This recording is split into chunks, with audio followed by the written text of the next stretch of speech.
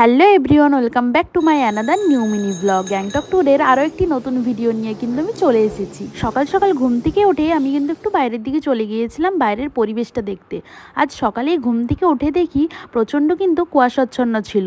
আজকের ওয়েদারটা একটু মেঘলা মেঘলাই ছিল, সেই জন্য তাড়াতাড়ি করে রেডি হয়ে আমরা কিন্তু খাবার টেবিলে বসে পড়লাম। তো সকালের ব্রেকফাস্টে ছিল লুচি আলুর তরকারি। খাবার খাওয়া কমপ্লিট করে আমরা সোজা চলে গিয়েছিলাম কিন্তু আমাদের রুমে, আর আমাদের রুমটা কিন্তু ছিল ফার্স্ট ফ্লোরেই। আর আজ কিন্তু আমাদের গ্যাংটক হোটেল ছেড়ে দিতে হবে, সেই জন্য আমাদের সমস্ত লাগেজ নিয়ে আমরা কিন্তু বেরিয়ে পড়বো। তাই লাস্টবার একবার রুমটা চেক করে নিলাম যে আমাদের আরও কিছু জিনিস রয়ে গিয়েছে। তো এখান থেকে আমাদের সমস্ত লাগেজগুলো বার করে নিলাম, আর তার সাথে প্রয়োজনীয় কিছু জিনিস যেমন শুকনো কিছু খাবার আর তার সাথে জল কিন্তু নিয়ে নিয়েছিলাম। তো আমরা এখন গ্যাংটক হোটেল থেকে লাচেন যাওয়ার জন্য বেরিয়ে পড়বো। তো কিছুক্ষণের মধ্যে আমাদের কিন্তু গাড়ি চলে আসবে। তোমাদের সাথে কিছুক্ষণ পরে কিন্তু দেখা হচ্ছে। পুরো ভিডিওটি লাস্ট অবধি দেখতে থাকো।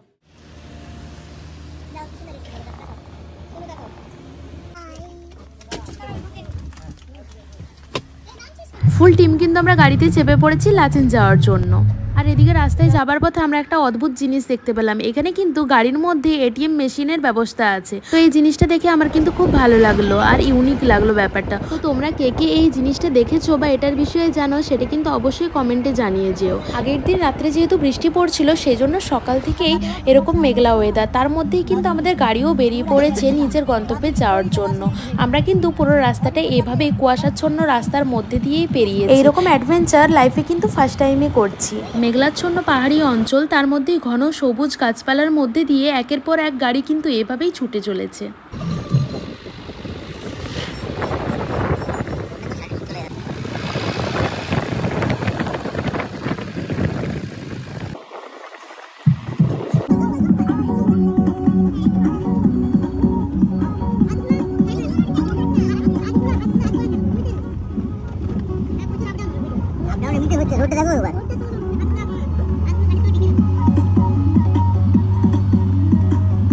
এইভাবে একে অপরের সাথে গল্প করতে করতে আর গান শুনতে শুনতে আমরা কিন্তু অর্ধেকটা রাস্তা প্রায় চলে এসেছি। কিন্তু সকাল থেকে যেই গাড়িতে বেরিয়েছি তখন থেকেই কুয়াশাচ্ছন্ন ছিল, এখনও কিন্তু থেকেই গিয়েছে। আজ সারাদিন কিন্তু এইভাবেই কুয়াশা ছিল, আর তার মধ্যেই কিন্তু আমরা এভাবেই যাচ্ছি। বাইরের দিকে দেখলে শুধুই গাছপালা আর তার সাথে পাহাড়ি দেখা যাচ্ছে, মাঝে মাঝে কয়েকটা হয়তো ঘর দেখা যাচ্ছে, কিন্তু সেরকমভাবে কোনো মানুষই কিন্তু দেখা যাচ্ছিল না রাস্তার মধ্যে।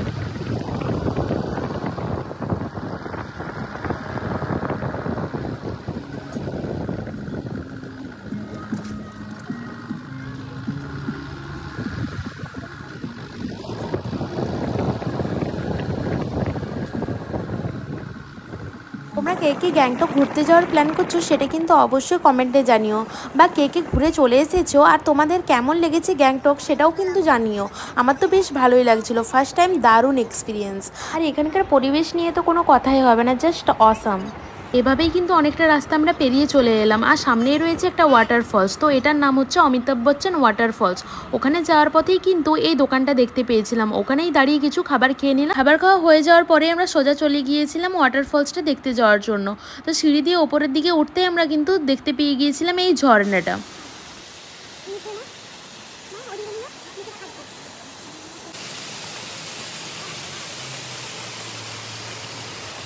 ওয়াটারফলসটা দেখে তো আমাদের বেশ ভালোই লাগলো। তারপর কিন্তু আবারও আমরা গাড়িতে চেপে পড়লাম।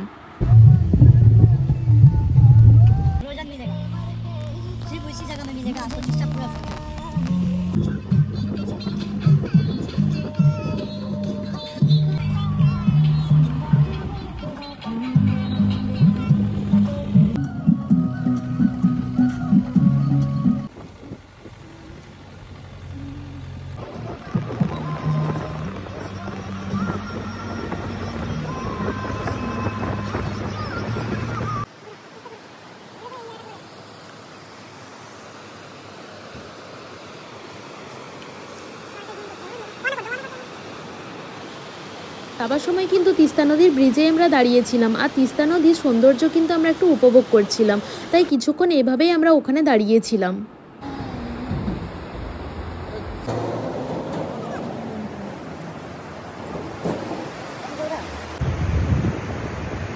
এখানকার এক একটা ভিউ কিন্তু এক এক রকমের, প্রত্যেকটি জায়গারই কিন্তু নিজস্ব সৌন্দর্য রয়েছে।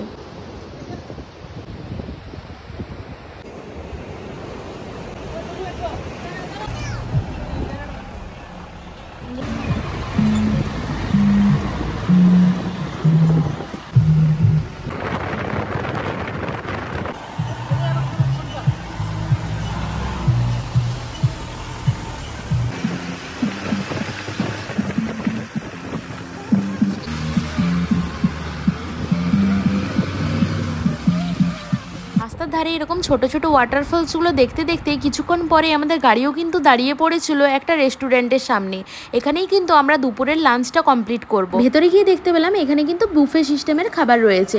তো ফার্স্টে হাতে একটা প্লেট নিয়ে নিলাম, তারপর নিলাম কিন্তু ভাত, ডাল, চানা মশলার সবজি, আর তার সাথেই রয়েছে বাঁধাকপি আর ডিমের কারি, আর এর সাথেই ছিল চাটনি আর লঙ্কা। এগুলো নিয়েই কিন্তু খাবার টেবিলে বসে পড়লাম। খাবার খাওয়া কমপ্লিট করে এখানেই কিন্তু কিছুক্ষণ রেস্ট করলাম, তারপর কিন্তু আবারও আমরা গাড়িতে চেপে পড়লাম।